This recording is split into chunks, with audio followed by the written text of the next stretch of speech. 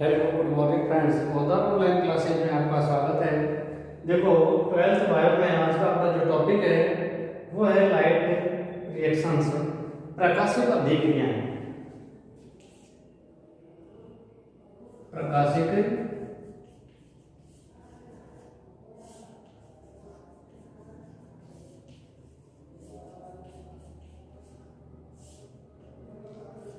देखो प्रकाश संश्लेषण से संबंधित अपन ने पीछे इस टॉपिक में देखा था। अब है इसमें प्रकाश संश्लेषण से संबंधित जो प्रकाशिक अभिक्रिया है कि प्रकाश संश्लेषण की जो प्रकाशिक अभिक्रिया है हरित लवण के प्रेरणा वाले जो भाग में संपन्न होती है, इसमें कौन कौन सी रिएक्शंस होती हैं, कौन कौन सी अभिक्रियाएं होती हैं, उन अभिक्रियाओं के बारे में हम देखते हैं। प्रकाशिक अभिक्रियाओं को प्रकाश रासायनिक अभिक्रिया या हिल रिएक्शंस के नाम से भी जाना जाता है। हिल अभिक्रिया, ये हिल अभिक्रिया के नाम से भी जानी जाती हैं। ये रासायनिक अभिक्रिया बहुत जटिल है, तो इसको इसलिए विभिन्न स्टेप में डिवाइड किया गया है, जिसमें कई सारी क्रियाएं संपन्न होती हैं। अब देखो कई सारी अभिक्रियाएं जिनमें पहला है प्रकाश का अवशोषण और परागधारित अणु का उत्तेजित होना। पहला है प्रकाश का अवशोषण एवं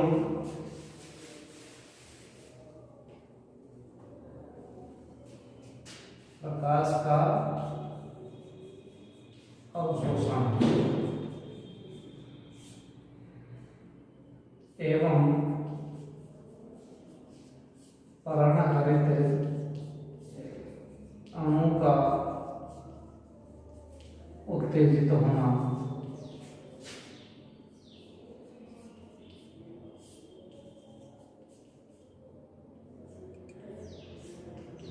देखो इसमें क्लोरोफिल जो मॉलिक्यूल्स होता है, पहले तो प्रकाश किरणों का अवशोषण होता है, उसके बाद में परागधारित अणु जो है वो एक्साइट स्टेज में आता है, उत्तेजित अवस्था में आता है। तो प्रकाश की विद्युत चुंबकीय तरंगों से ऊर्जा के पैकेट से या क्वांटम को अवशोषित कर परागधारित अणु जो होता है, प्रकाश की जो तरंगें जो आती हैं उन तरंगों को परागधारित अणु जो होता है वो अवशोषित करता है। उन प्रकाश किरणों को अवशोषित करके परागधारित अणु जो होता है कुछ समय के लिए एक्साइट स्टेज में आ जाता है, उत्तेजित अवस्था में वो आ जाता है, और अर्थात क्लोरोफिल अणु से इलेक्ट्रॉन निष्कासित हो जाते हैं।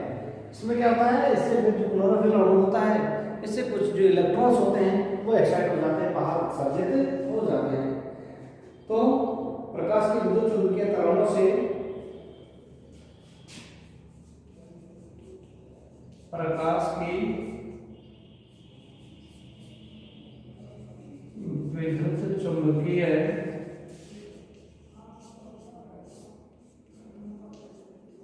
तरंगों से ऊर्जा के पैकेट्स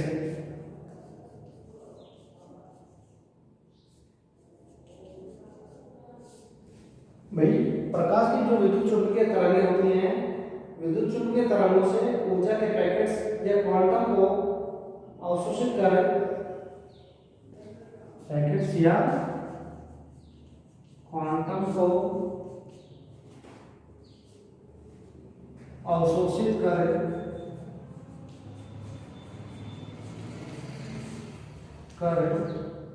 परागधारित अणु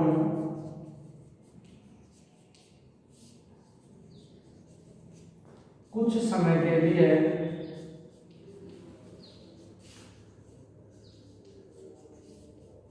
उत्तेजित अवस्था में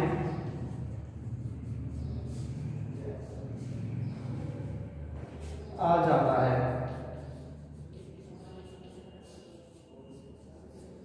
जैसे ही उसे क्वांटम या प्रकाश रासायनिक जो पैकेट्स को अवशोषित करता है, तो अवशोषित के बाद परागधारित का जो अणु होता है वो कुछ समय के लिए उत्तेजित अवस्था में आ जाता है, अर्थात क्लोरोफिल के द्वारा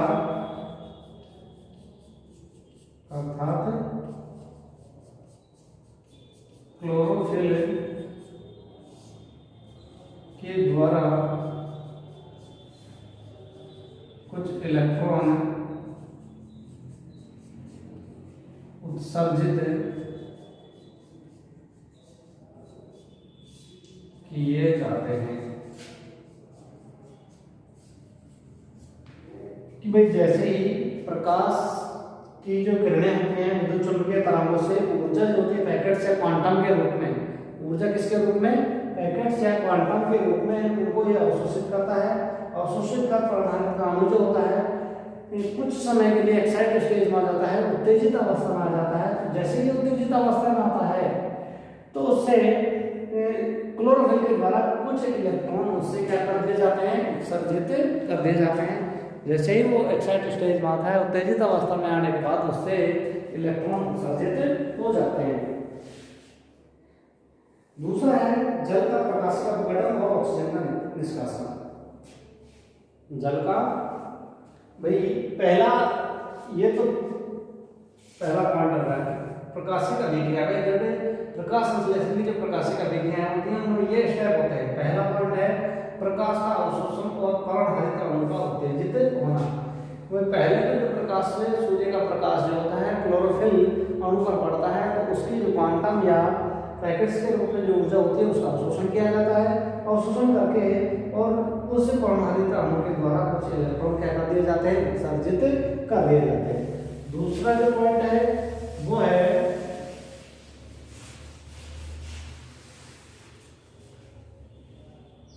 जल का प्रकाशीय अपघटन या ऑक्सीजन का निकास। जल का प्रकाशिक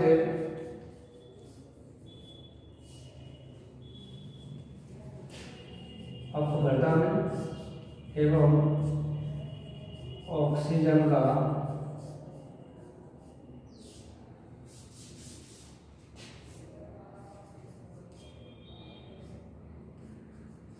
निकास।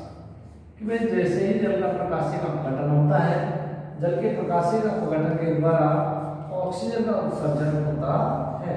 तो दूसरी लाइट रिएक्शंस है। दूसरा जल प्रकाशीय अभिक्रिया है कि जल के अणु का क्या था, प्रकाशीय अपघटन होता है और प्रकाशीय अपघटन होने के बाद में उससे ऑक्सीजन का उत्सर्जन होता है। तो इसको देखो, परमाणु द्वारा अवशोषित ऊर्जा का उपयोग परावर्तित द्वारा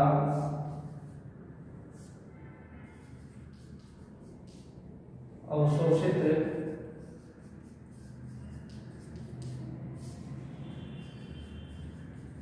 ऊर्जा का उपयोग परमाणु के द्वारा जो क्वांटम के रूप में पैकेट्स के रूप में जो ऊर्जा अवशोषित की जाती है उसका उपयोग जल के प्रकाशित अपघटन में होता है। उपयोग जल के प्रकाशिक अपघटन में होता है। अणु के द्वारा जो ऊर्जा उपयोग की जाती है, ऊर्जा अवशोषित की जाती है, उसका उपयोग किसमें किया जाता है, जल के प्रकाशिक अपघटन में उसका उपयोग किया जाता है। और जल के इस अपघटन से ऑक्सीजन का निष्कासन होता है। जल के इस अपघटन से O2 का निष्कासन होता है, जिसका उपयोग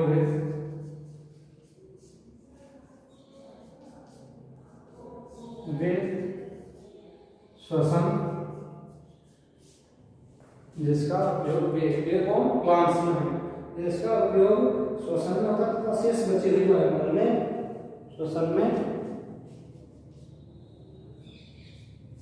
होता है तथा शेष बची O2 वायुमंडल में छोड़ दी जाती है।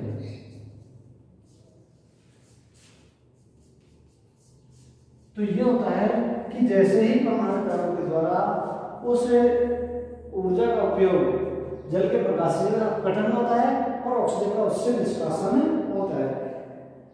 इस अभिक्रिया में मैंगनीज और क्लोराइड आयन की महत्वपूर्ण भूमिका होती है। जैसे इसमें 2H2O, जैसे 2H2O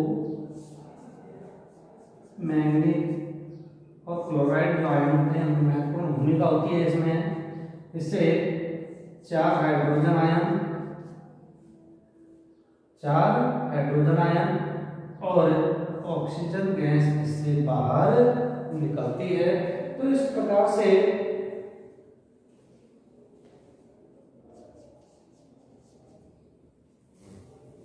ये प्रकाश संश्लेषण की प्रकाशिका अभिक्रिया का दूसरा स्टेप है कि जल का क्या होता है, प्रकाशिका अपघटन होता है। जैसे जो जल का अणु होता है इसका जब प्रकाशिका अपघटन होता है तो इस प्रकाशिका अपघटन के द्वारा ऑक्सीजन का क्या होता है, निष्कासन होता है।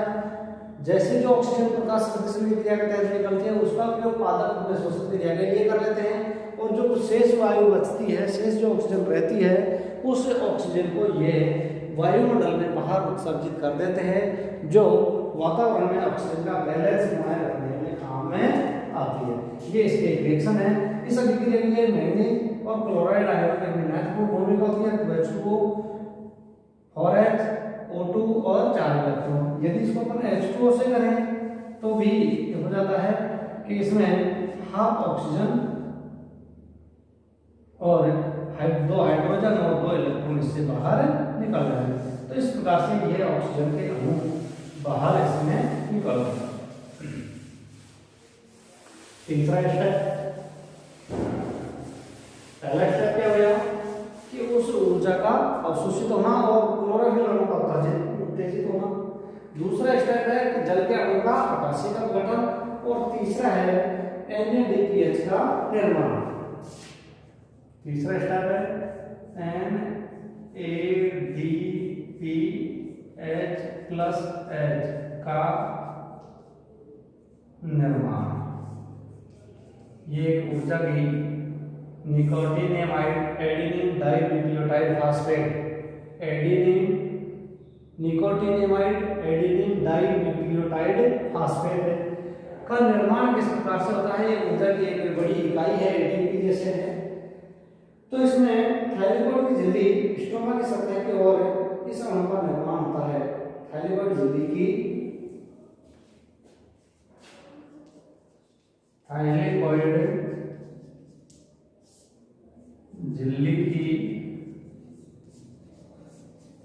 स्ट्रोमा सतह की ओर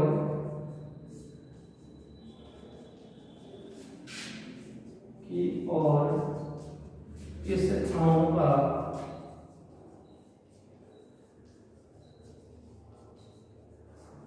निर्माण होता है। ठीक है, NADPH का निर्माण होता है थाइलाकोइड की जो झिल्ली की स्ट्रोमा जो सतह होती है उस सतह पर इस अणु का निर्माण होता है और जल के प्रकाशीय अपघटन से मुक्त होने वाले आयनिक हाइड्रोजन और NADPH2 जल के प्रकाशिक अपघटन से मुक्त होने वाले आयनिक हाइड्रोजन मुक्त होते हैं, उसमें मुक्त होने वाले आयनिक हाइड्रोजन NADP को अपचयित कर मुक्त होने वाले आयनिक हाइड्रोजन NADP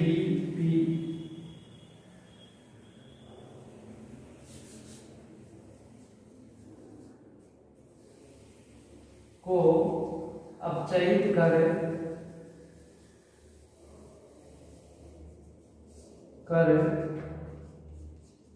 NADPH2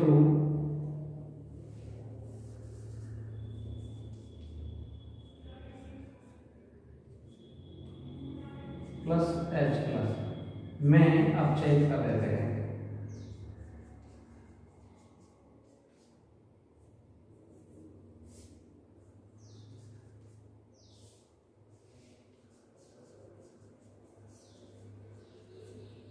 अपचयित कर देते हैं। तो ये NADP जो अणु होता है किसमें अपचयित हो जाता है? NADPH में। तो इस प्रकार से ये NADPH का निर्माण होता है।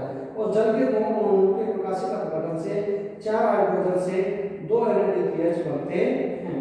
भाई जल के जैसे जो प्रकाशिक अपघटन होता है, जल के प्रकाशिक अपघटन के जो 4 हाइड्रोजन अणु बनते हैं उनसे 2 NADPH का निर्माण होता है। जल के प्रकाशिक अपघटन से जो 4 हाइड्रोजन अणु अपन को प्राप्त होते हैं उनसे ये 2 NADPH अणु का अपचयन हो जाता है। तो ये NADPH का निर्माण हो गया कि ये थाइलेकोइड झिल्ली की स्ट्रोमा सतह की ओर, थाइलेकोइड झिल्ली जो होती है ये सिक्कों के चक्रों के रूप में स्थित होती है। ये थाइलेकोइड झिल्ली की स्ट्रोमा सतह की ओर इस अणु का निर्माण होता है और जल के प्रकाशिक अपघटन से जो मुक्त होने वाले जो हाइड्रोजन आयनिक हाइड्रोजन हैं वे NADP को अपचयित कर NADPH2 में अपचयित कर देते हैं। तीसरा है नेक्स्ट चौथा प्रकाशिक फास्फोरिलीकरण। चौथा स्टेप है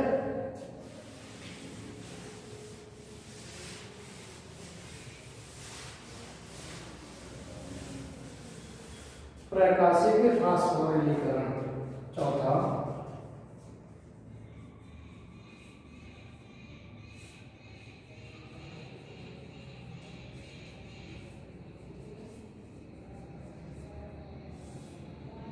अब देखो प्रकाशिक फास्फोरिलीकरण क्या होता है? इसमें प्रकाश ऊर्जा से उत्तेजित परमाणु द्वारा मुक्त इलेक्ट्रॉन विभिन्न ग्राहियों से गुजरते हैं। प्रकाश ऊर्जा से उत्तेजित परमाणु द्वारा प्रकाश ऊर्जा से उत्तेजित भाई जैसे कि प्रकाश ऊर्जा होती है, प्रकाश ऊर्जा से उत्तेजित पर्णहरित द्वारा मुक्त इलेक्ट्रॉन पर्णहरित द्वारा मुक्त इलेक्ट्रॉन विभिन्न ग्राहियों से गुजरते हुए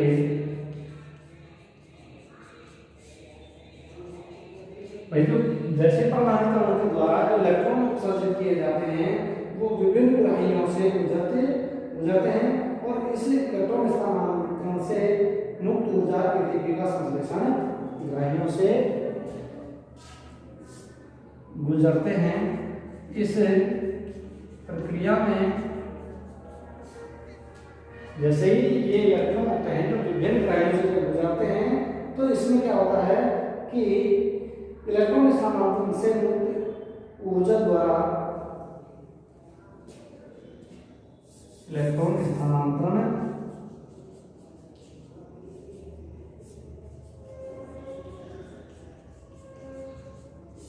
द्वारा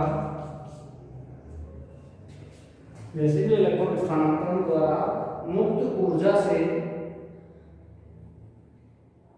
ATP का संश्लेषण होता है। मुक्त ऊर्जा से ATP का संश्लेषण होता है। तो किसका निर्माण हो गया? प्रकाशिक फास्फोरिलीकरण। ये प्रकाशिक फास्फोरिलीकरण में क्या होता है? प्रकाश ऊर्जा से जो परमाणु द्वारा मुक्त इलेक्ट्रॉन उत्सर्जित होते हैं वो विभिन्न ग्राहियों से गुजरते हैं। जैसे ये विभिन्न स्टेप से गुजरते जाते हैं तो इनके द्वारा जो मुक्त ऊर्जा होती है उससे क्या होता है? ATP का संश्लेषण होता है, ATP का निर्माण होता है, जिसे प्रकाशिक फास्फोरिलीकरण कहते हैं। ATP का जैसे निर्माण होता है इसे प्रकाशिक फास्फोरिलीकरण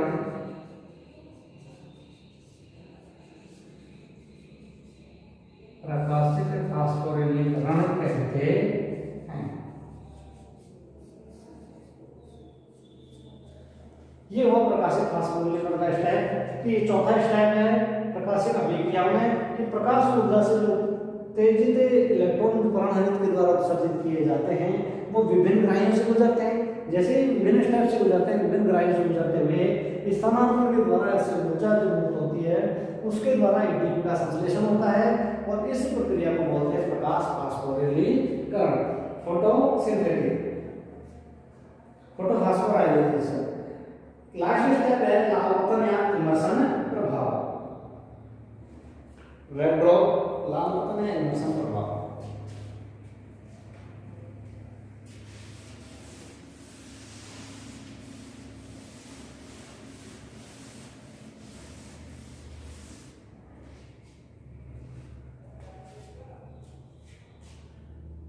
कौन सा स्टेप है? लाल पतन या इमर्शन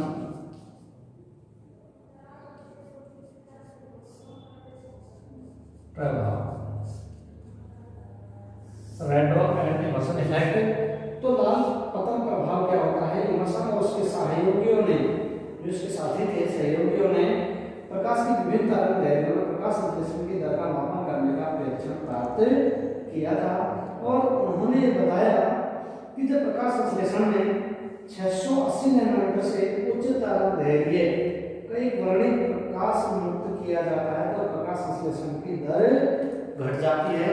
प्रकाश संश्लेषण की दर है जो कम हो जाती है। जब प्रकाश संश्लेषण में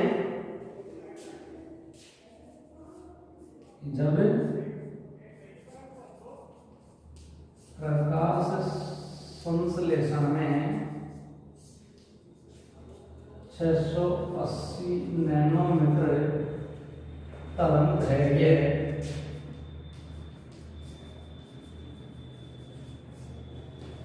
680 नैनोमीटर से उच्च तरंगदैर्घ्य का एक वर्णी 680 नैनोमीटर से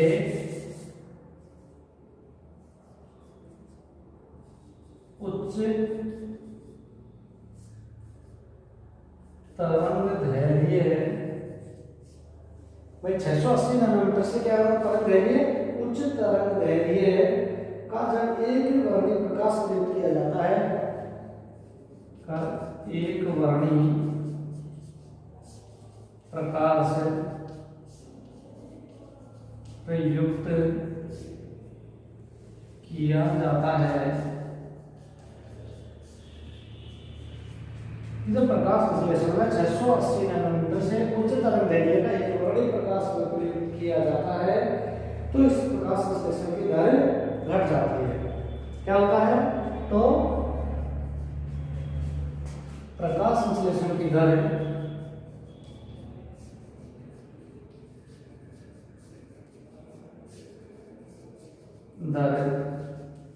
घट जाती है। तो प्रकाश संश्लेषण की दर घट जाती है और दर में यह कमी प्रकाश वर्ण के लाल क्षेत्र से संबंधित होती है। दर में यह कमी,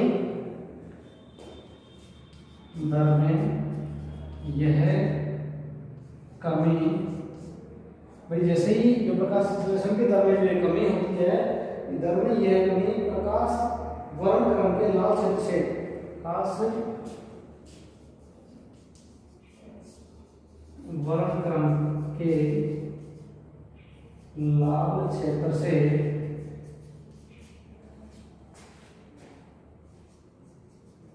संबंधित होती है।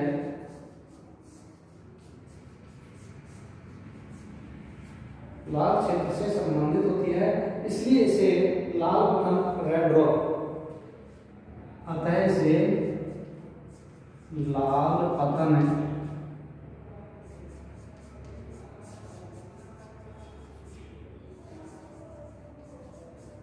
कहा जाता है। तो ये हुआ लाल पतन इमर्शन प्रभाव के जब प्रकाश संश्लेषण में 680 नैनोमीटर से उच्च तरंगदैर्घ्य का एक वर्णी प्रकाश प्रयुक्त किया जाए, 680 नैनोमीटर तरंगदैर्घ्य से उच्च तरंगदैर्घ्य का एक वर्णी प्रकाश प्रयुक्त किया जाता है तो प्रकाश संश्लेषण की दर क्या हो जाएगी? घट जाएगी। प्रकाश संश्लेषण की दर कम पड़ जाएगी और दर में यह कमी जो थी प्रकाश वर्णक्रम के लाल क्षेत्र से रेड एरिया से संबंधित होती है, इसलिए इसको क्या कहा जाता है, रेड ड्रॉप, लाल पतन कहा जाता है। और अन्य प्रयोगनाशक और उसके साथ में तरंग दैर्घ्य वाले, उच्च तरंग दैर्घ्य वाले प्रकाश का, निम्न तरंग दैर्घ्य वाले प्रकाश किरणों का प्रयोग करने पर पाया कि प्रकाश संश्लेषण की दर दोनों तरंग दैर्घ्यों में प्राप्त अलग अलग दाब के क्षेत्र के योग से भी अधिक थी। प्रकाश संश्लेषण की इस दर में इस वृद्धि को इमर्सन वर्गीकरण प्रभाव के नाम से भी जाना जाता है। तो इस प्रकार से प्रकाश संश्लेषण की अपन ने 4-5 जो रासायनिक अभिक्रियाएं थी उनके बारे में अपन ने अध्ययन किया। आगे हम जो नेक्स्ट वीडियो होगी, नेक्स्ट जो क्लास होगी, उसमें आगे अगले टॉपिक के बारे में बताएंगे। आज बस इतना ही कि इसमें लाल पतन, जल किरणों का प्रकाशीय अपघटन, ऑक्सीजन का मुक्त होना और पर्णहरित अणु के द्वारा प्रकाश किरणों का अवशोषण करना, इसमें ये कई सारी प्रकाशिक अभिक्रियाएं हमने पढ़ी है। NADPH का घर्षण, प्रकाशिक फास्फोरिलीकरण, लाल पतन, ये कई सारे प्रकाश संश्लेषण से संबंधित प्रकाशिक अभिक्रियाएं हैं। और आगे की जो वीडियो होगी, आगे की क्लास होगी, उसमें अपन आगे बताएंगे। आज की क्लास में बस इतना ही। Thank you.